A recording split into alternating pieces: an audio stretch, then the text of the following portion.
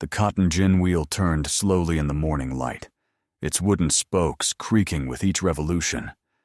But something was different this time. Dangling from the center axle, rotating with mechanical precision, was the severed head of Charles Morton, blood still dripping onto the floorboards below. The other slaves stood frozen in horror as they watched their overseer's lifeless eyes stare back at them with each turn of the wheel. Abel Johnson was nowhere to be found, having vanished into the Charleston marshlands after delivering the most brutal act of rebellion the plantation had ever witnessed.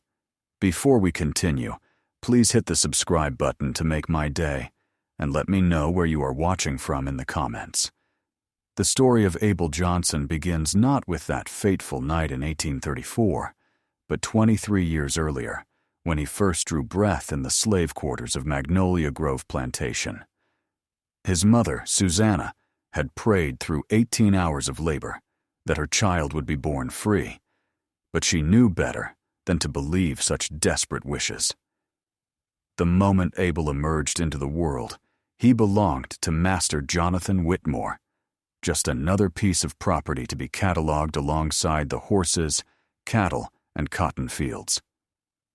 Susanna held her newborn son close that first night, whispering promises she knew she could not keep.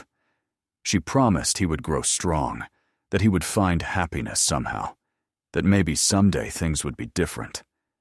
But even as the words left her lips, she could hear the plantation bell ringing across the fields, calling the workers to another day of endless toil. The sound seemed to mock her hopes, a constant reminder that freedom was nothing more than a cruel fantasy for people like them. Abel's childhood was marked by the rhythm of plantation life, the endless cycle of planting and harvesting that defined every moment of every day. He learned to walk among the cotton rows, his small hands picking the white bolls, while his back ached under the scorching South Carolina sun. By the time he was 7 years old, his fingers were permanently stained brown from the cotton oil, and his spine had begun to curve from the constant bending and stooping required to reach the lower plants. The boy showed unusual intelligence that did not go unnoticed by the plantation's white overseers.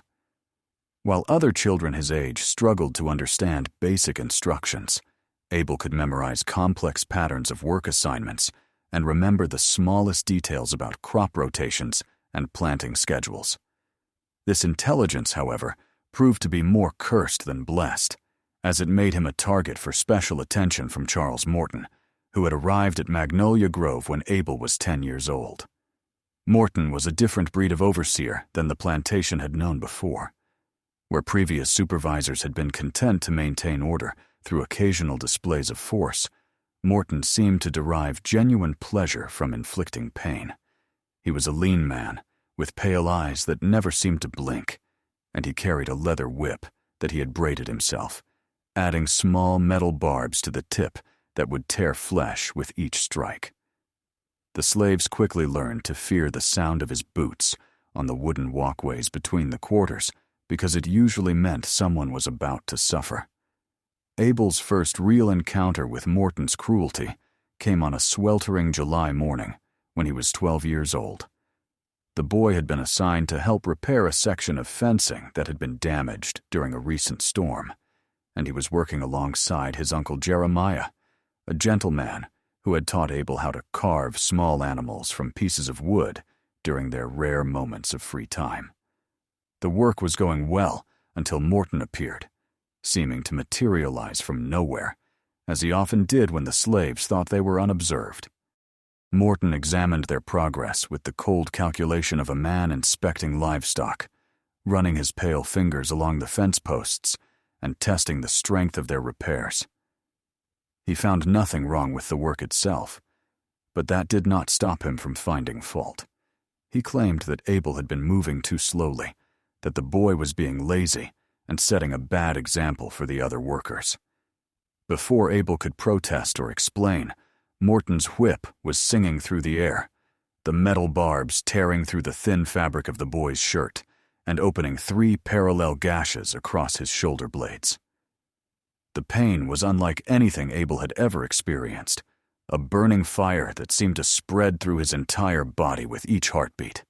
But worse than the physical agony was the humiliation, the knowledge that he had done nothing wrong and yet was being punished anyway. He bit down on his tongue to keep from crying out, tasting blood as he fought to maintain some shred of dignity in front of the other slaves who had gathered to watch. Morton seemed disappointed by the boy's stoic response, as if he had been hoping for screams or tears to validate his actions. That night, Susanna tended to her son's wounds with strips of cloth torn from her own dress and a poultice made from herbs she had learned to gather from the swamplands surrounding the plantation. She worked in silence, her hands gentle, but her face hard with suppressed anger. Abel could see the rage burning in her eyes, the same fury that lived in his own heart, but had nowhere to go.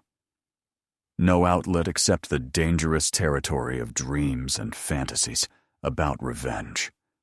As the years passed, Abel grew larger and stronger, his body hardening from the constant physical labor, and his mind sharpening from the endless struggle to survive Morton's arbitrary cruelties. He learned to read the overseer's moods, to predict when violence was coming, and position himself accordingly. Sometimes, this meant throwing himself into his work with extra enthusiasm to avoid attention, and sometimes it meant deliberately drawing Morton's focus away from weaker slaves who might not survive the encounter. By the time Abel reached his 20th birthday, he had become something of a legend among the plantation's enslaved population. He was tall and powerfully built, with shoulders broad enough to carry 2 full sacks of cotton and arms that could swing a harvesting scythe from dawn to dusk without tiring. His intelligence had evolved into a kind of tactical awareness that allowed him to navigate the dangerous waters of plantation politics with remarkable skill. He knew which white visitors could be trusted with small requests and which ones would report any perceived insubordination to Morton. He understood the complex relationships between the house slaves and field workers, the subtle hierarchies that determined who got extra food and who was left to go hungry.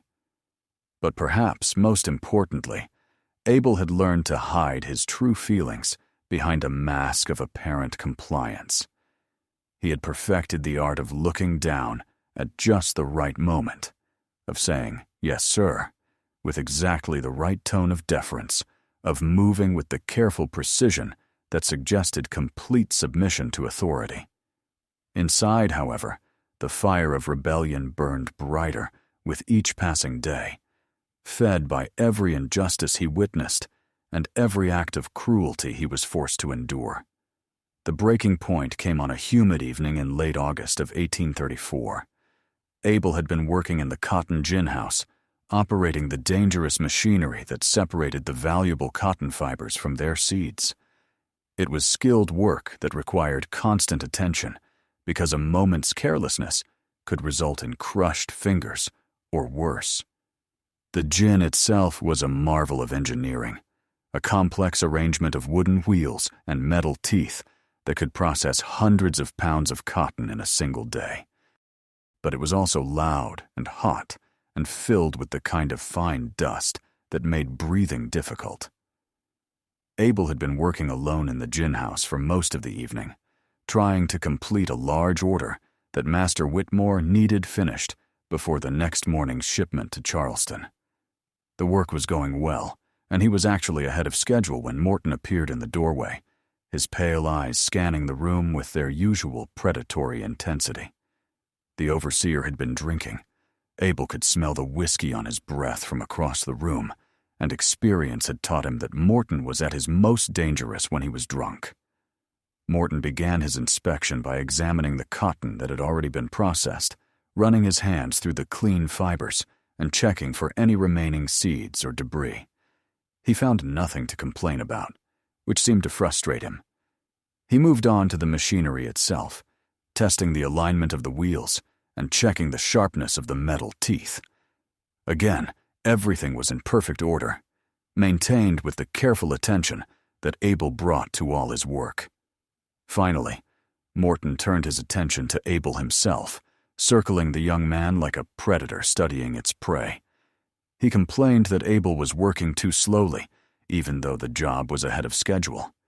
He claimed that the slave was being wasteful with the raw cotton, even though Abel's processing rate was among the highest on the plantation.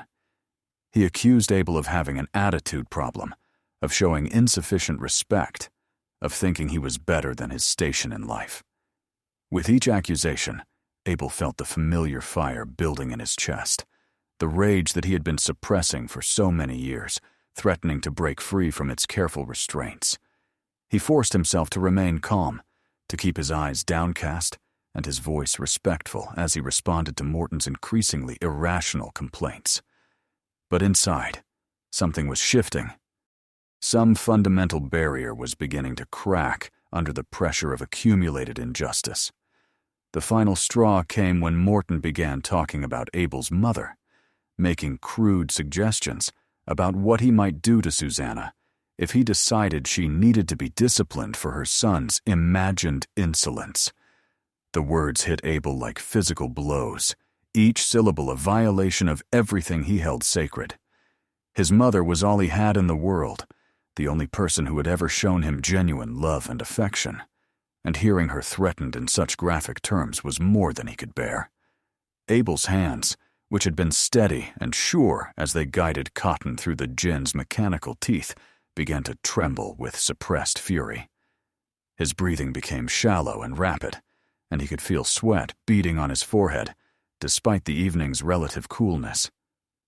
Morton seemed to sense the change in his victim's demeanor and pressed his advantage, describing in increasingly explicit detail what he planned to do to Susanna, how he would make Abel watch, how he would ensure that both mother and son understood their proper place in the plantation's hierarchy.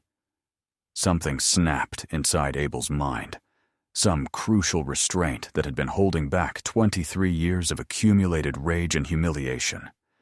He looked up from his work and met Morton's pale eyes for the first time in his adult life. And what the overseer saw there must have given him pause, because he took a half-step backward, and his hand moved instinctively toward the whip at his belt.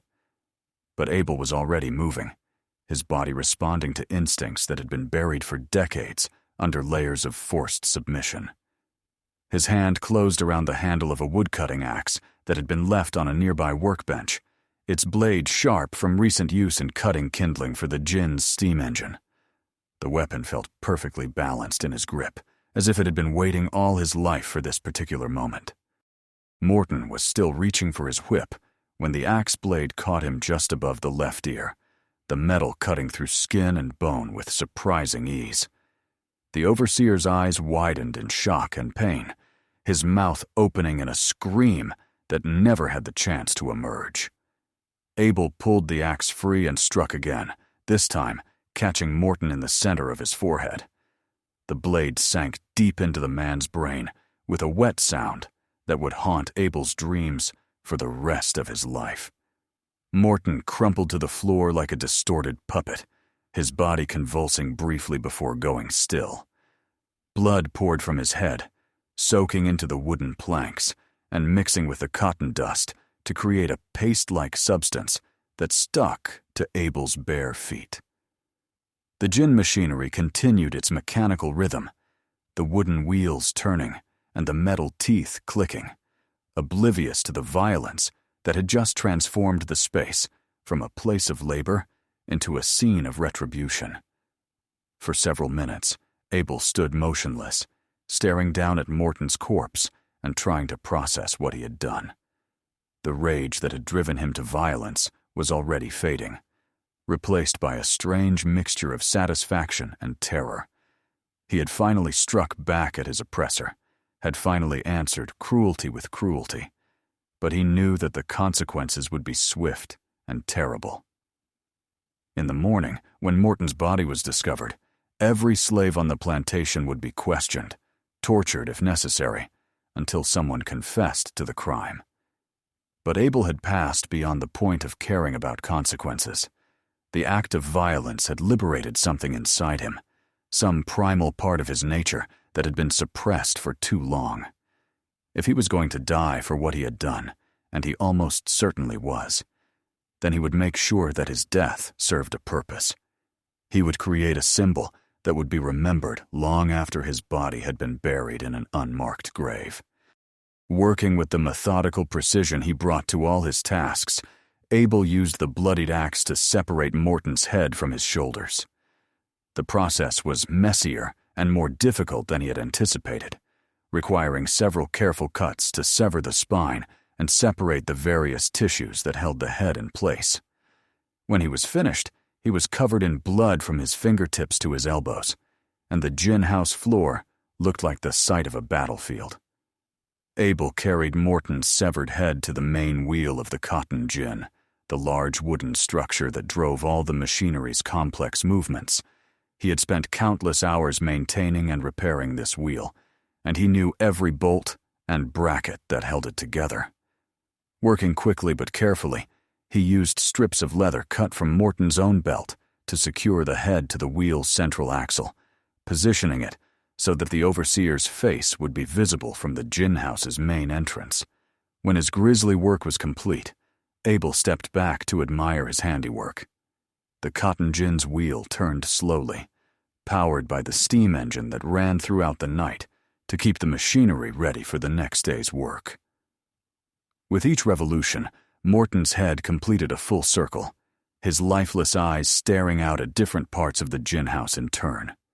Blood dripped steadily from the severed neck, creating a growing puddle on the floor below, and the entire scene had an almost ritualistic quality that satisfied something deep in Abel's soul. He knew he had only a few hours before the other slaves would arrive for the morning shift, and he intended to use that time to disappear into the vast marshlands that surrounded the plantation. The wetlands were dangerous, filled with alligators and poisonous snakes and treacherous patches of quicksand that could swallow a man whole. But they also offered the only real chance of escape from the manhunt that would inevitably follow. Abel returned to the slave quarters one last time, moving silently through the darkness to his mother's small cabin. Susanna was asleep on her straw mattress, but she woke instantly when he touched her shoulder, her survival instincts honed by decades of plantation life.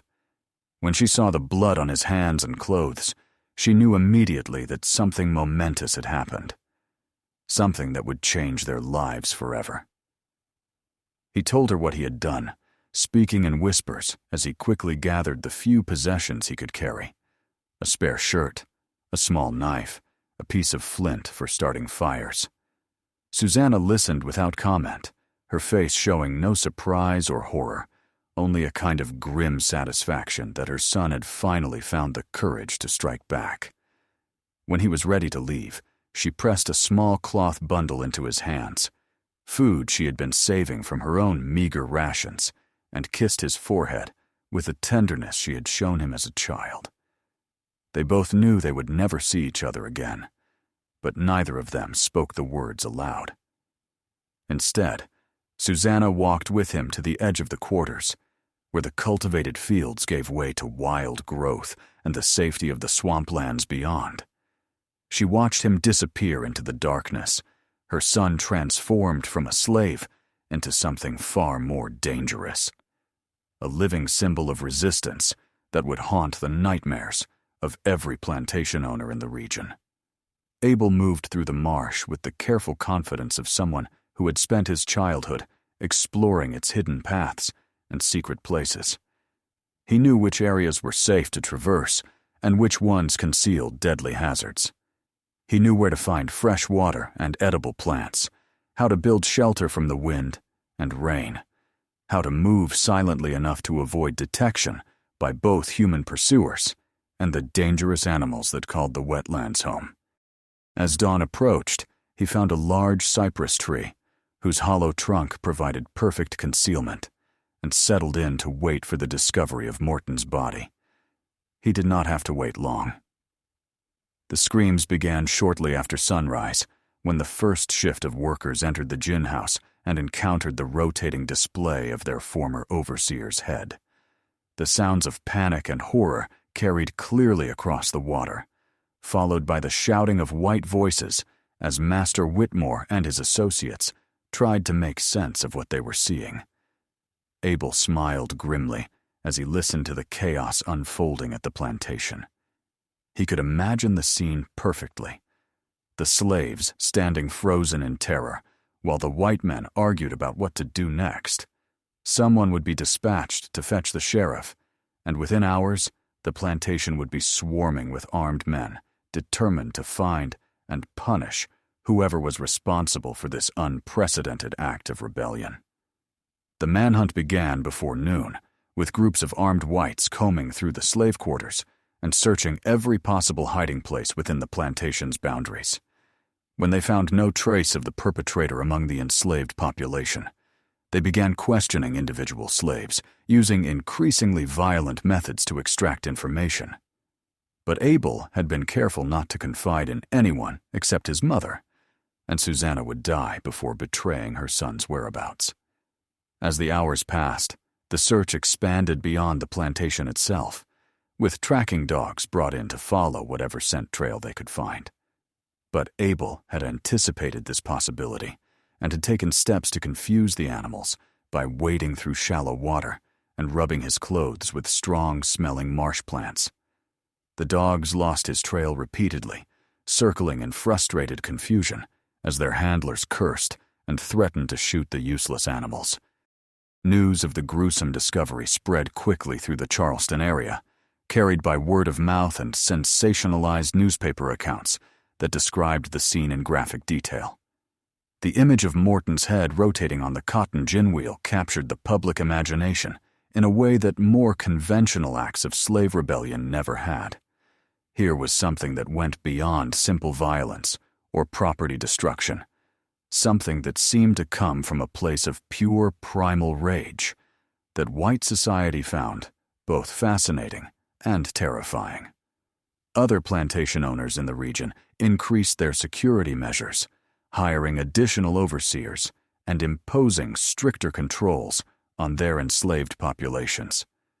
The local militia was called out to patrol the roads and waterways, searching for any sign of the fugitive who had committed such an audacious act of revenge. Rewards were posted for information leading to Abel's capture, with the bounty growing larger each day as the authorities became more desperate to apprehend him. But Abel had vanished into the vast wilderness of the South Carolina Low Country, where a man with the right knowledge and skills could survive indefinitely without ever being detected by casual searchers. He built a series of temporary shelters in different parts of the marsh, moving between them according to a pattern that made it impossible for anyone to predict his location. He lived on fish and small game, supplemented by edible plants and roots that he had learned to identify during his childhood explorations. The physical hardships of life in the swamp were nothing compared to the psychological burden of what he had done. Every night, as he lay in whatever shelter he had constructed for himself, Abel would see Morton's face rotating endlessly in his memory, the pale eyes staring accusingly as blood dripped from the severed neck.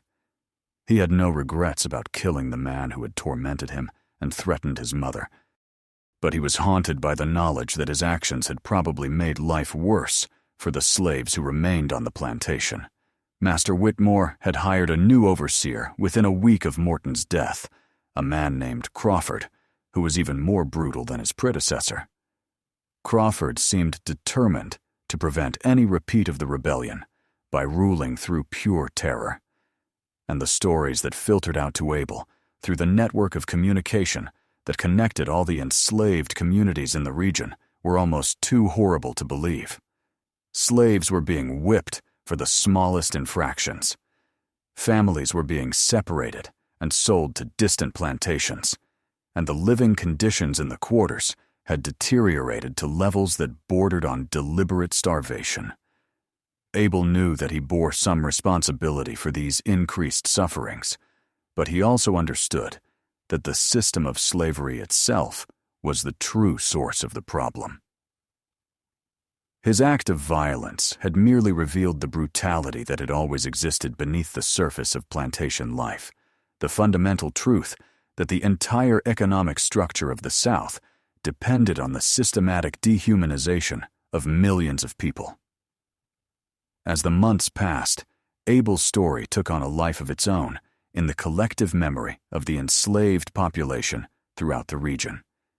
Details were added and embellished with each retelling until the historical Abel Johnson became a legendary figure whose exploits grew more dramatic with each generation of storytellers. Some versions of the tale claimed that he had killed multiple overseers or that he had freed dozens of slaves before disappearing into the swamp.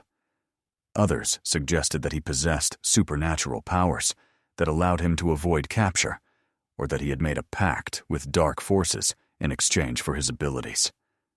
The truth, as it often does, proved less dramatic than the legends. Abel survived in the marshlands for almost 2 years, living a solitary existence that was both physically demanding and emotionally isolating. He occasionally encountered other fugitive slaves who were attempting to reach the north through the network of safe houses and secret routes known as the Underground Railroad, and he sometimes helped them navigate the treacherous waters and hidden paths of the Low Country. But he never attempted to join any organized escape effort himself, perhaps because he understood that his notoriety would make him a liability to any group that tried to shelter him. His end, when it came, was both sudden and anticlimactic. In the early spring of 1836, Abel was foraging for wild onions in a section of marsh that he had previously considered safe when he stumbled into a carefully planned trap. A group of professional slave catchers, men who made their living hunting down fugitives for the substantial rewards offered by their former owners, had been studying his movement patterns for weeks. They had identified several locations where he regularly searched for food and had positioned themselves accordingly. The capture itself was swift and efficient. Abel found himself surrounded by armed men before he had time to run or fight, and he was too exhausted from 2 years of constant vigilance to offer any meaningful resistance. The slave catchers bound him with heavy chains and transported him back to Charleston, where he was held in the city jail while legal proceedings were arranged to determine his fate. The trial, such as it was, lasted less than a day. Abel was not permitted to testify on his own behalf, and no one appeared to speak for him or challenge the prosecution's version of events. The evidence against him was overwhelming, consisting not only of testimony from plantation witnesses, but also physical evidence that included the blood-stained axe that had been found hidden in the marsh near one of his temporary shelters. Abel listened to the proceedings with the same stoic expression he had maintained throughout his years of enslavement, showing no emotion as witness after witness described Morton's death and the gruesome display that had followed. When the judge pronounced the inevitable verdict of guilty and sentenced him to death by hanging, Abel simply nodded, as if the outcome had never been in doubt. The execution was scheduled for the following week to be carried out in Charleston's public square as an example to other slaves who might be contemplating similar acts of rebellion. Word of the upcoming hanging spread quickly throughout the region, and people began arriving in the city days in advance to secure good viewing positions for the spectacle. The authorities made it clear that they intended the execution to be as public and dramatic as possible, a demonstration of what happened to slaves who dared to raise their hands against their white superiors. But on the morning of the execution, when the guards came to Abel's cell to escort him to the gallows, they found it empty. The heavy iron lock had been broken from the inside, and the prisoner had vanished without leaving any trace of how he had accomplished his escape. The cell's stone walls showed no signs of damage, and the single small window was too narrow for a man of Abel's size to squeeze through. Yet somehow, he had disappeared as completely as if he had never existed. The authorities launched a massive search of the city and surrounding countryside, but no trace of the escaped prisoner was ever found. Some people claimed to have seen a tall black man matching Abel's description, boarding a ship in Charleston harbor, while others insisted they had spotted him heading north along the coastal roads that led toward the Free States. But these sightings were never confirmed, and Abel Johnson vanished from history as mysteriously as he had appeared in it. The legend, however, continued to grow and evolve long after the man himself had disappeared. Stories of Abel's exploits spread throughout the enslaved communities of the South, carried by word of mouth along the same networks that transmitted news, gossip, and hope from plantation to plantation. Each telling added new details and embellishments until the historical figure became a folk hero whose supernatural abilities allowed him to strike back at his oppressors with impunity. In some versions of the story, Abel was said to return periodically to Magnolia Grove Plantation, where he would appear at night to comfort slaves who were suffering under particularly cruel treatment. Other tales claimed that he had established a hidden settlement deep in the marshlands, where he sheltered other fugitive slaves and trained them in the arts of survival and resistance. Still others suggested that he had somehow gained the ability to appear and disappear at will, allowing him to strike at slaveholders throughout the region without ever being caught or identified. The cotton gin at Magnolia Grove became a site of particular significance in these evolving legends. Slaves from neighboring plantations would sometimes make pilgrimages to see the machine where Morton's head had been displayed, and they would whisper stories about the wheel continuing to turn even when the steam engine was shut down, as if powered by the vengeful spirit of Abel Johnson himself. Master Whitmore eventually had the original gin dismantled and replaced with a newer model, but the stories persisted, and the new machine was said to be haunted by the same supernatural forces. The psychological impact of Abel's rebellion extended far beyond the immediate circle of people who had witnessed it or heard about it from direct sources. The very idea that a slave could successfully challenge the absolute authority of a white overseer and do so in such a dramatic and public manner represented a fundamental challenge to the ideological foundations of the plantation system. If one slave could break free from the mental chains that kept millions of others in bondage, then the entire structure of Southern society was potentially vulnerable to similar acts of resistance. Plantation owners throughout the region responded to this threat by implementing increasingly harsh measures designed to prevent any repetition of Abel's rebellion. New laws were passed that made it illegal for slaves to gather in groups larger than 3 without white supervision, and the penalties for any form of insubordination were dramatically increased. Professional slave patrols were organized to monitor the roads and waterways, searching for any signs of organized resistance or escape attempts.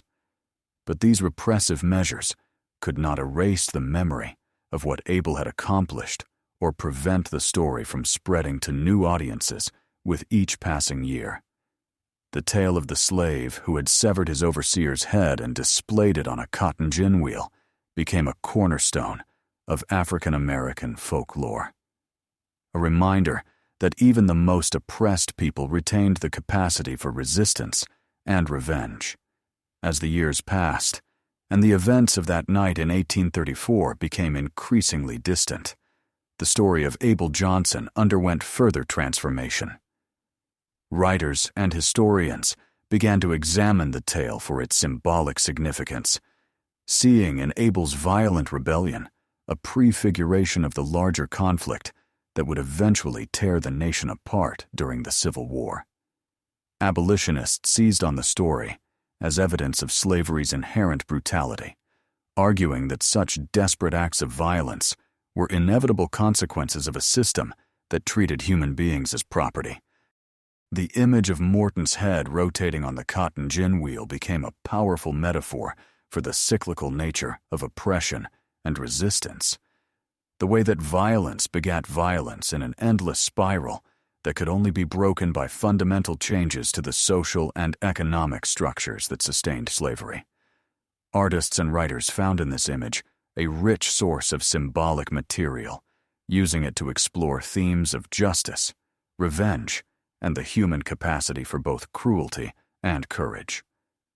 Modern historians have attempted to separate fact from fiction in the Abel Johnson story, but the documentary evidence is sparse and often contradictory. Plantation records from Magnolia Grove confirmed that an overseer named Charles Morton was indeed murdered in August of 1834, and that a slave named Abel was suspected of the crime. But the details of how the murder was committed and what happened to Morton's body afterward remain matters of speculation and debate. What cannot be disputed is the lasting impact that the story has had on American culture and consciousness. The tale of Abel Johnson represents something fundamental about the African American experience, a reminder that beneath the surface compliance that slavery required, there burned a fire of resistance that could never be completely extinguished. The image of the severed head rotating on the cotton gin wheel serves as a powerful symbol of that resistance, a grotesque but undeniably effective challenge to the assumptions and pretensions of white supremacy. The marshlands where Abel supposedly found refuge have been largely drained and developed in the centuries since his disappearance. But local residents still tell stories about ghostly figures seen wandering through the remaining wetlands on moonless nights.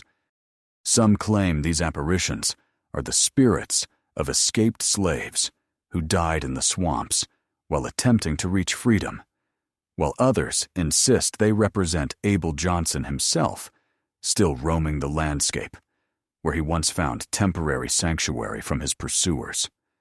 Whether these modern sightings have any basis in reality is less important than what they represent about the enduring power of Abel's story.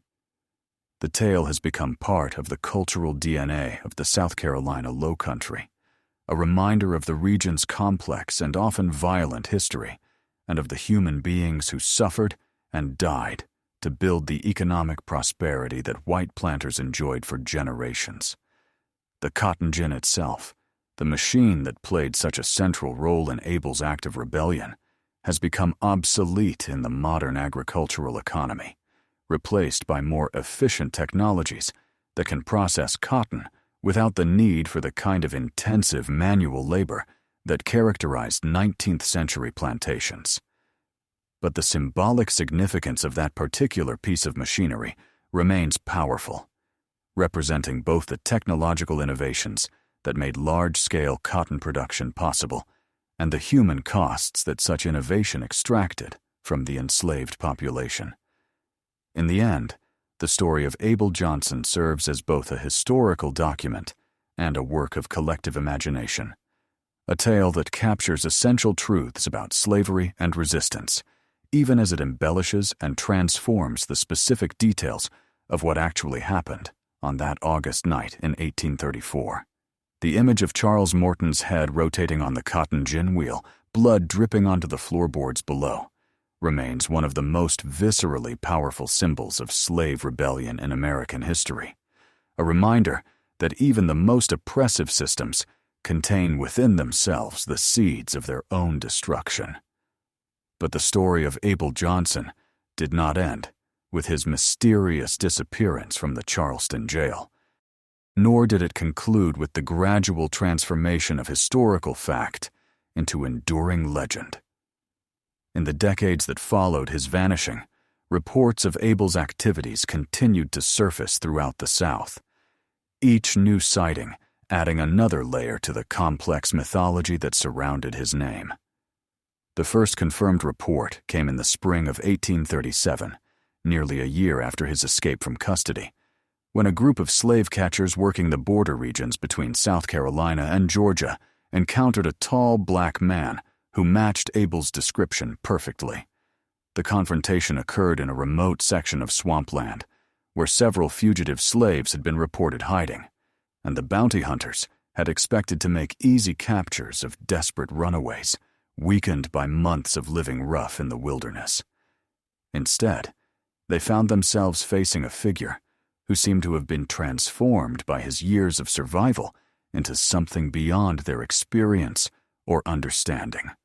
The man they believed to be Abel Johnson stood at the center of a small clearing, surrounded by perhaps a dozen other escaped slaves who looked to him with a mixture of respect and reverence that suggested he had become their leader and protector.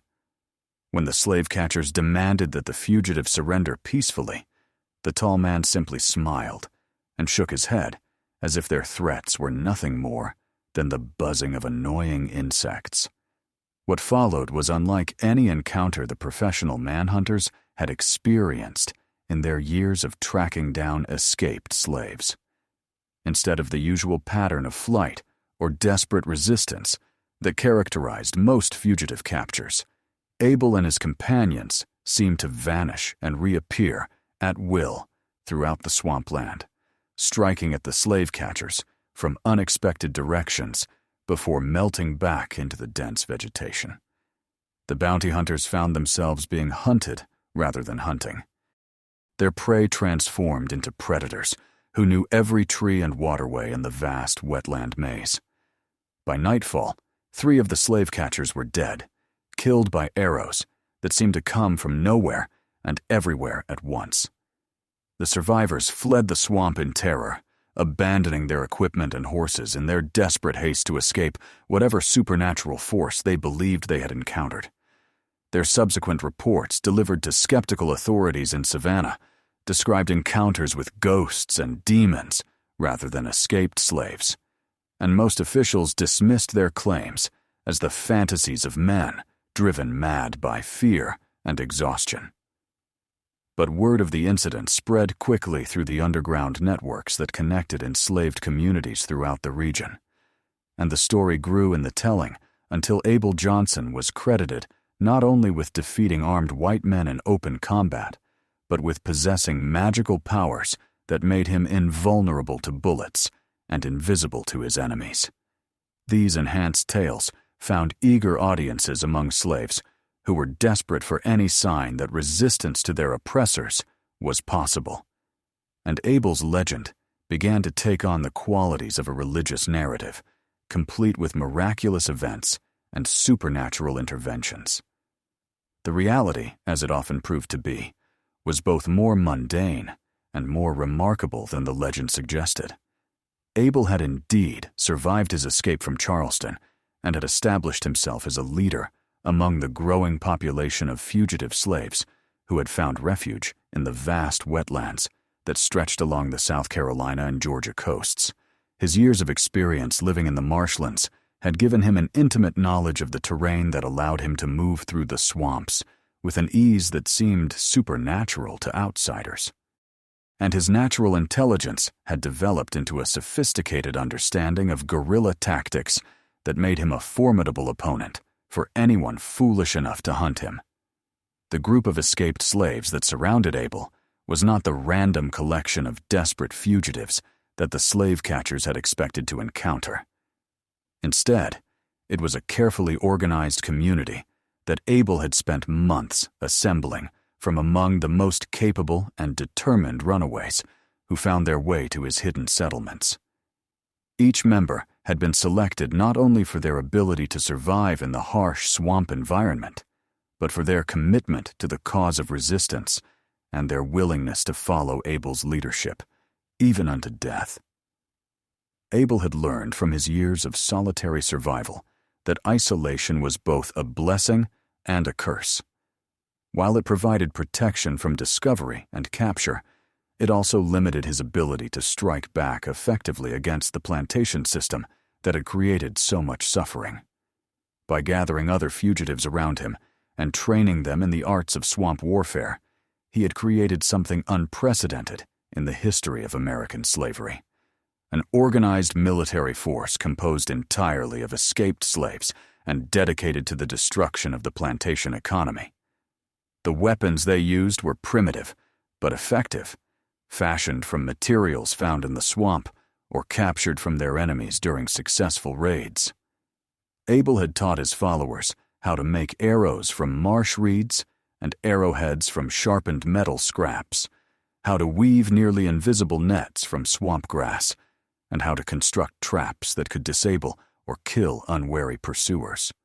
More importantly, he had instilled in them a sense of purpose and discipline that transformed them from desperate fugitives into dedicated soldiers in a war that most of white society refused to acknowledge was being fought. The community that Abel established in the deepest parts of the swampland was a remarkable achievement in organization and survival.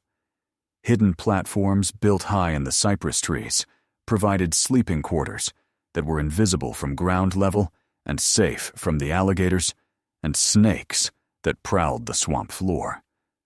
Carefully concealed gardens on isolated islands provided vegetables and medicinal herbs that supplemented the fish and game that formed the main part of their diet. Fresh water was collected from carefully positioned rain catches and natural springs that had been located through patient exploration of the vast wetland maze. Perhaps most remarkably, Abel had established a school of sorts where newcomers to the community were taught not only the practical skills necessary for swamp survival, but also the intellectual tools needed to understand their situation and plan for the future. Many of the escaped slaves who found their way to his settlement were illiterate, having been deliberately denied education as part of the system of control that kept them in bondage. Abel, drawing on the intelligence that had first attracted Charles Morton's cruel attention, had taught himself to read and write during his years of hiding, using discarded newspapers and books that he scavenged from abandoned settlements and wrecked boats. Under his guidance, the members of his community learned not only basic literacy, but also mathematics, geography, and elementary principles of military strategy. They studied maps of the surrounding region, learning to identify safe routes and dangerous areas, potential allies, and confirmed enemies. They analyzed the economic structure of the plantation system, understanding how their labor had created the wealth that their former masters enjoyed, and how the disruption of that labor could strike at the foundations of Southern society. But Abel's most important contribution to his followers' education was his insistence that they understand themselves not as property, but as human beings fighting for their fundamental right to freedom. He taught them that their rebellion was not a crime against their rightful owners, but a just war against an unjust system, and that every blow they struck against the plantation economy was a step toward the eventual liberation of all enslaved people. This philosophical framework gave their struggle a moral dimension that sustained them through the hardships and dangers of their underground war.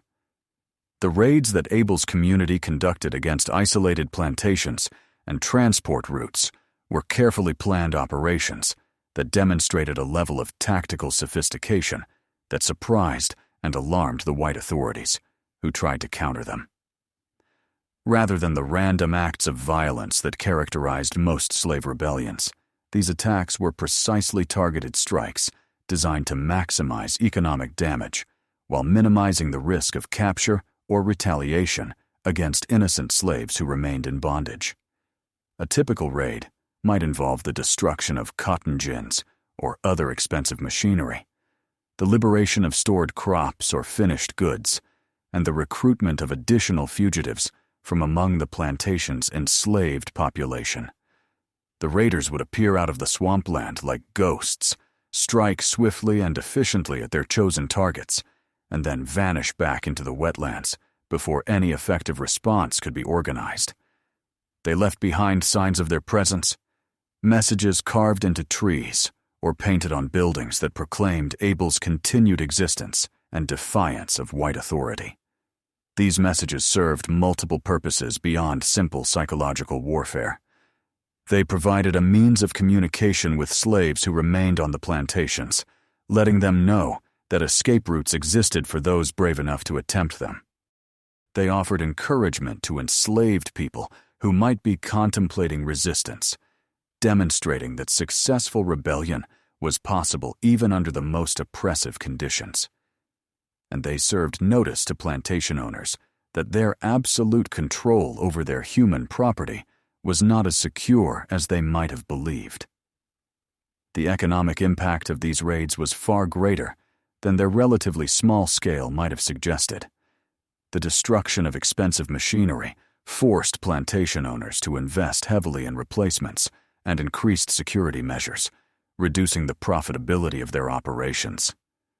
The constant threat of attack made it difficult to maintain normal work routines, as overseers and slaves alike remained constantly alert for signs of impending raids. Most significantly, the successful recruitment of additional fugitives steadily reduced the labor force available to work the fields, creating a labor shortage that drove up costs and reduced productivity throughout the affected region. Insurance companies began refusing to provide coverage for plantation equipment and crops in areas where Abel's raiders were known to operate, forcing owners to bear the full cost of any losses they might suffer. Some planters hired private security forces to protect their properties, but these mercenaries were expensive and often proved ineffective against enemies who knew the terrain intimately and could strike from unexpected directions. The cumulative effect was to make slavery significantly less profitable in the coastal regions, where Abel's influence was strongest, undermining the economic foundations that supported the entire system. As word of these successes spread through the enslaved communities of the South, Abel Johnson's reputation grew from that of a local folk hero to something approaching mythical status. Stories of his exploits were carried by the same networks that transmitted other forms of resistance culture, including spirituals that encoded escape routes and religious sermons that proclaimed divine judgment against the oppressors of God's people. In these narratives, Abel became not just a successful rebel, but a messianic figure whose struggle represented the hopes and dreams of millions of enslaved Americans. The authorities responded to this growing threat with increasingly desperate measures designed to eliminate Abel and his followers before their influence could spread further. Professional military units were deployed to hunt the fugitive community, using tracking dogs and local guides in systematic sweeps of the swamplands. Rewards for Abel's capture were increased to unprecedented levels, attracting bounty hunters from across the South who were willing to risk their lives for the chance of claiming the substantial prize money. But Abel had learned from his earlier capture that survival required constant vigilance and careful planning. His community was organized into small mobile units that could scatter and regroup as circumstances required, making it impossible for conventional military forces to pin them down for long enough to engage. In decisive combat, the raiders had established multiple base camps throughout the vast wetland complex, connected by hidden paths that were known only to community members and marked by subtle signs that would be invisible to outsiders. When military pressure became too intense in one area, the entire community could relocate to a different region within a matter of days, leaving behind nothing but empty platforms and cold fire pits to frustrate their pursuers. This mobility was made possible by their intimate knowledge of the swampland environment and their willingness to travel light, carrying only the most essential possessions and weapons. They had learned to live off the land completely, requiring no supply lines or external support that might be intercepted by their enemies. The psychological impact of their ability to vanish and reappear at will was perhaps even more valuable than its tactical advantages. Military commanders found themselves chasing phantoms through treacherous terrain, spending weeks in fruitless searches that accomplished nothing except to exhaust their men and waste their resources. The swamps themselves became weapons in Abel's hands as his enemies struggled with diseases, dangerous animals, and disorienting terrain that claimed more casualties than direct combat ever did. Meanwhile, Abel's reputation continued to grow among the enslaved population throughout the South, carried by word of mouth along the same routes that brought news of family members sold to distant plantations and rumors of political developments that might affect the future of slavery.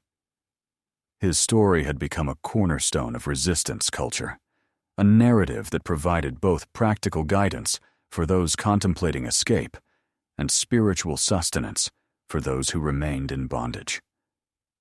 The legend had grown far beyond the historical facts of Abel's life and actions, incorporating elements drawn from African folklore, Christian theology, and Native American survival techniques. In some versions of the story, Abel was said to possess the ability to communicate with the spirits of deceased slaves, who provided him with intelligence about enemy movements and warnings of impending dangers. Other tales credited him with supernatural strength that allowed him to kill alligators with his bare hands and leap across impossible distances between the trees.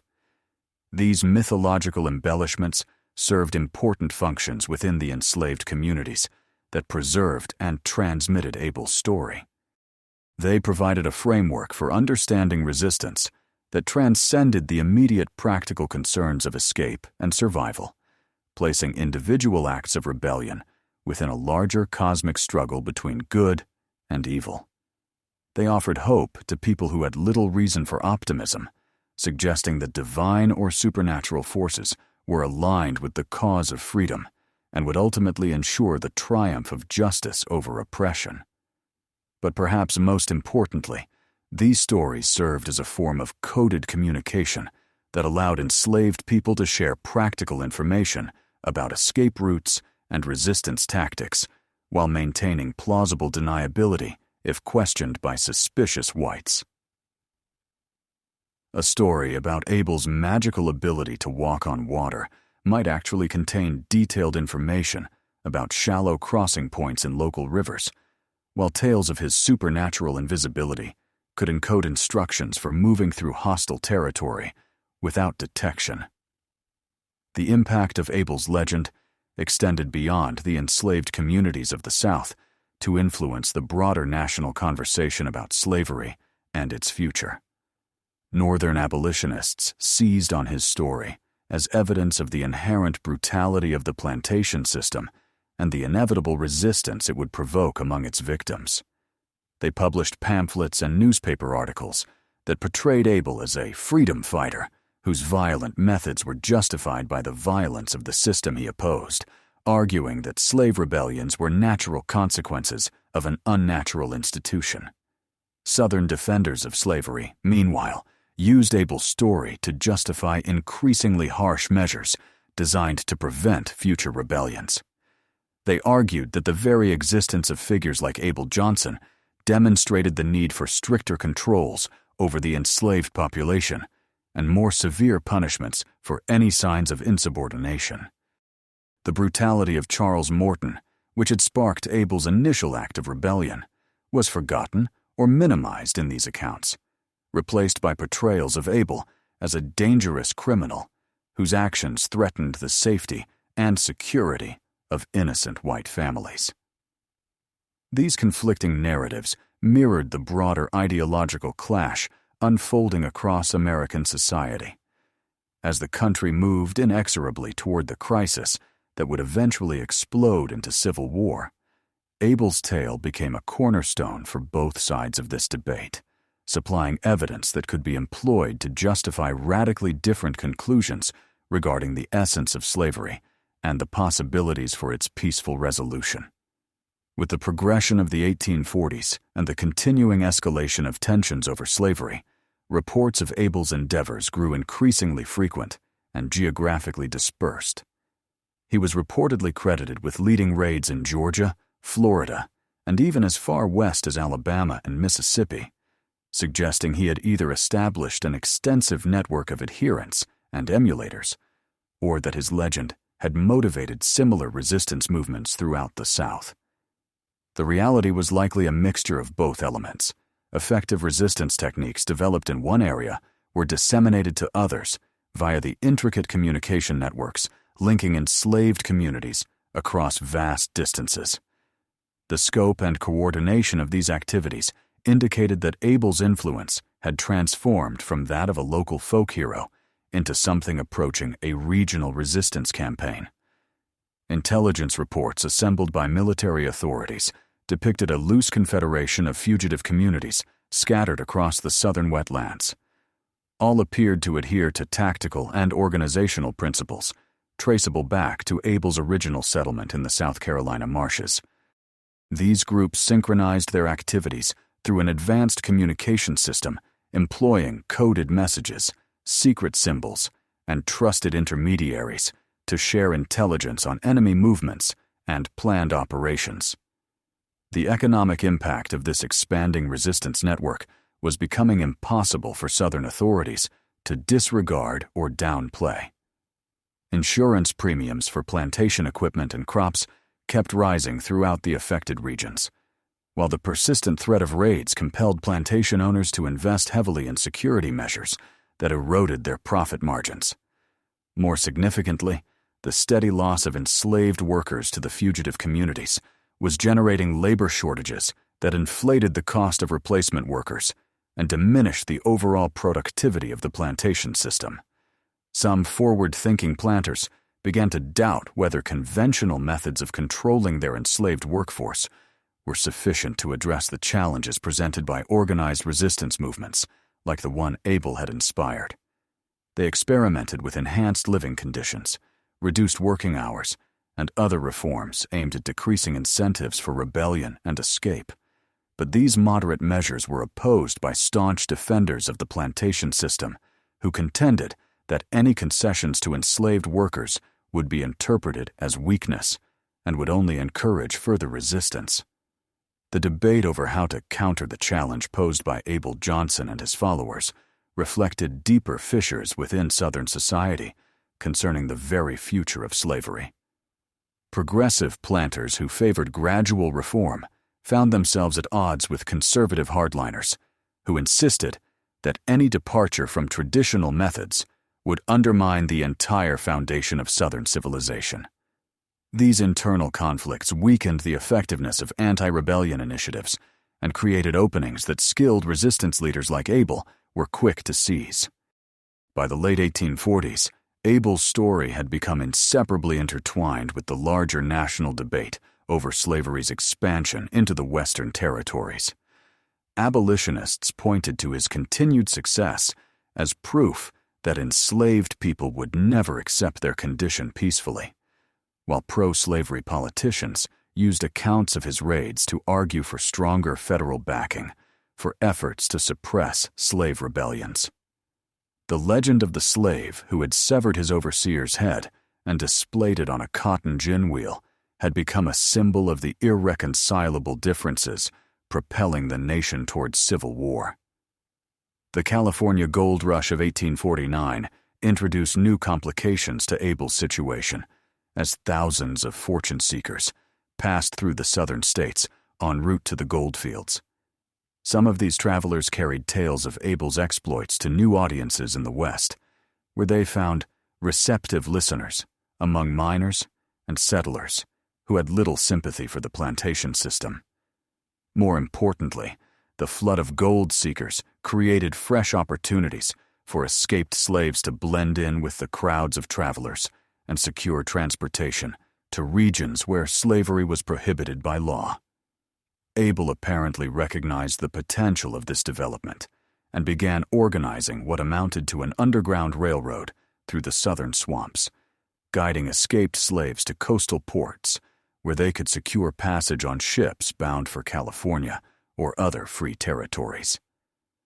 This undertaking demanded a degree of coordination and resources that implied his organization had expanded well beyond its original function as a mere fugitive community, morphing into an entity resembling a military unit engaged in systematic warfare against the institution of slavery.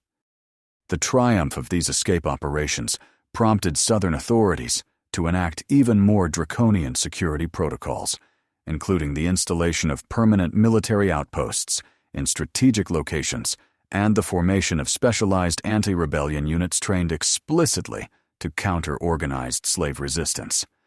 Yet these endeavors were impeded by the same elements that had thwarted earlier attempts to capture Abel: the vast and unforgiving terrain of the southern wetlands, the intimate familiarity the fugitives had with their environment, and the escalating support they received from enslaved communities across the region.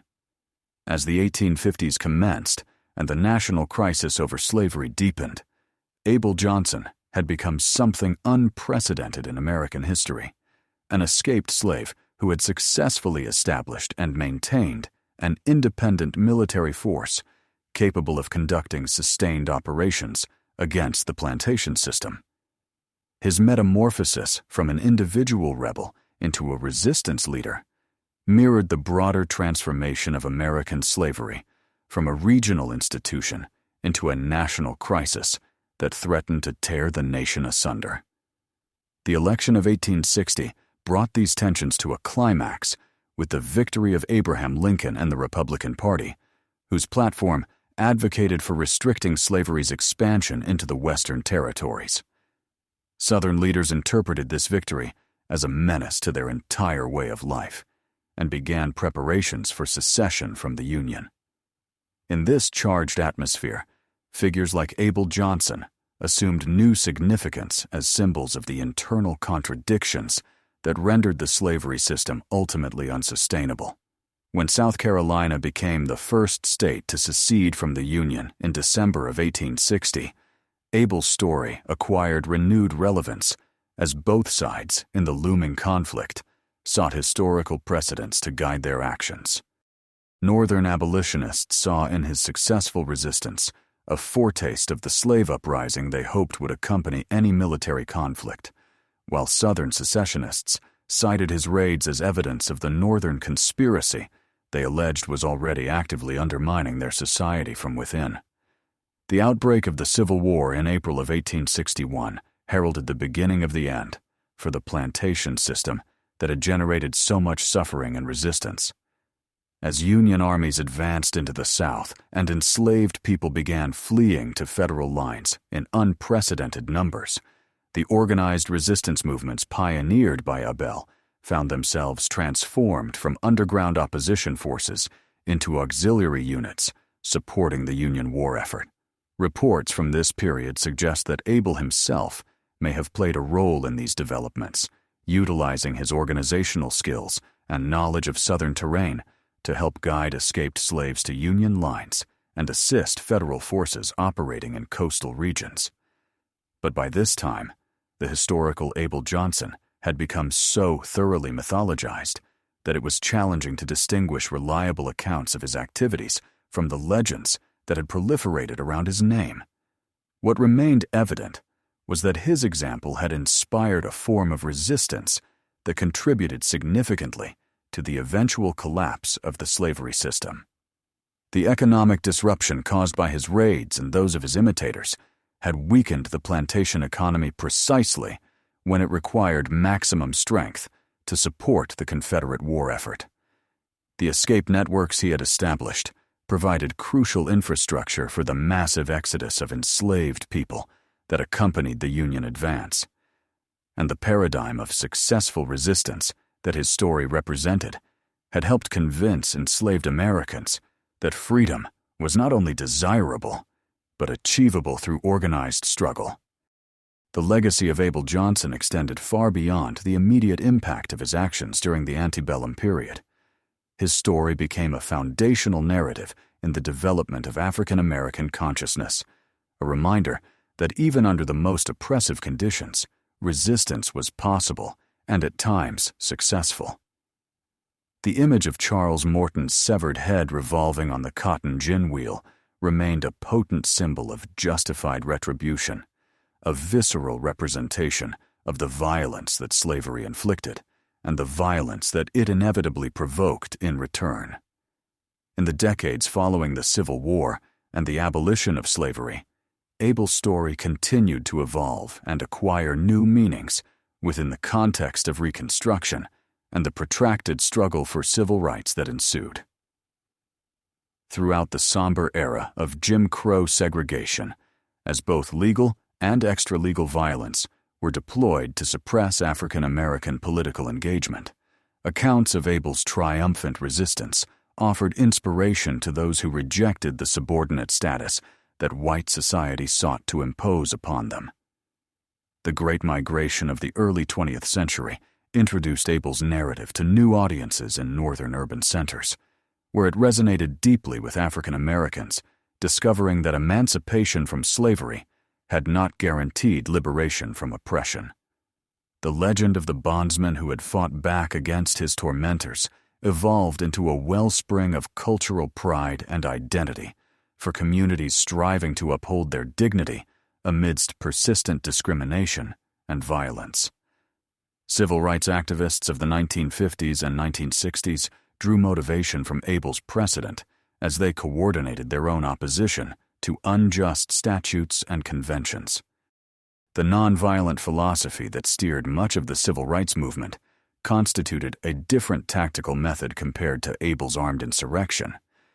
Yet the foundational conviction remained identical: the refusal to accept oppression as a permanent state, and the readiness to risk everything in the pursuit of justice.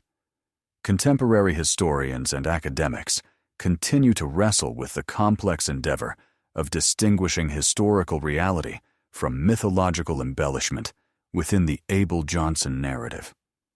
Archaeological examinations of sites connected to his legend have revealed evidence of semi-permanent settlements in isolated swamp regions, implying that organized fugitive communities indeed inhabited the areas where Abel was reported to have operated. However, conclusive verification of his personal existence and precise deeds remains elusive, obscured by the passage of centuries and the intentional secrecy that enveloped resistance endeavors during the slavery epoch. This historical ambiguity has not weakened the capacity of Abel's story to inspire and educate successive generations of Americans confronting issues of justice, defiance, and societal transformation.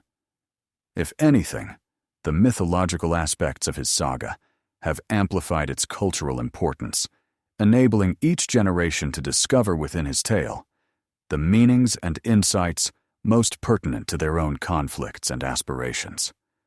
The cotton gin where Charles Morton's severed head was said to have rotated was long ago disassembled and replaced, yet the symbolic potency of that image continues to reverberate within American culture. It stands as a reminder that systems of oppression, regardless of how firmly entrenched or brutally maintained, inherently carry the seeds of their own demise. The violence that upholds such systems inevitably incites counter-violence from its victims, and this cycle persists until fundamental transformation renders further violence superfluous. Abel Johnson, whether he existed as a factual historical figure or emerged solely from the collective imagination of the enslaved community, embodies something fundamental about the American experience: the perpetual struggle between liberty and oppression, justice and exploitation, human dignity and systemic dehumanization. His story reminds us that this contest is never permanently settled, that each generation must anew choose whether to accept injustice as inevitable or to hazard everything in the cause of forging a more perfect union. The marshlands of South Carolina, where Abel allegedly found sanctuary, have been largely altered by centuries of development and ecological change. Yet they endure as powerful emblems of the concealed spaces where resistance could thrive even under the most repressive circumstances. These wetlands, treacherous and inhospitable to those unfamiliar with their secrets, provided sanctuary for people with nowhere else to turn in their desperate flight from servitude.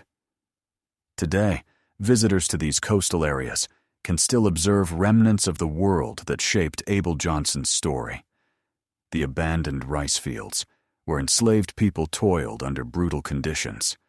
The surviving plantation mansions constructed with wealth extracted from human bondage, and the endless expanses of marsh and forest that offered both refuge and peril to those courageous enough to seek freedom within their depths. The saga of Abel Johnson continues to transform with each retelling as new audiences find, in his legend, the inspiration and direction they require for their own struggles against inequity. Whether a genuine historical personage or a mythological construct, Abel epitomizes the indomitable human spirit that rejects oppression as a permanent state and maintains that freedom is worth any sacrifice necessary to secure it. Ultimately, Perhaps the issue of Abel's factual existence matters less than the enduring power of his narrative, to remind us that defiance against oppression is not merely possible, but essential. That the pursuit of justice demands courage and sacrifice from every generation. And that even the most brutal systems of exploitation can be overcome by people who refuse to accept defeat. The depiction of Charles Morton's severed head revolving on the cotton gin wheel may be unsettling and violent, yet it simultaneously embodies hope. The hope that no system of oppression, regardless of its power or entrenchment, could ultimately withstand the determined resistance of those who refuse to be broken.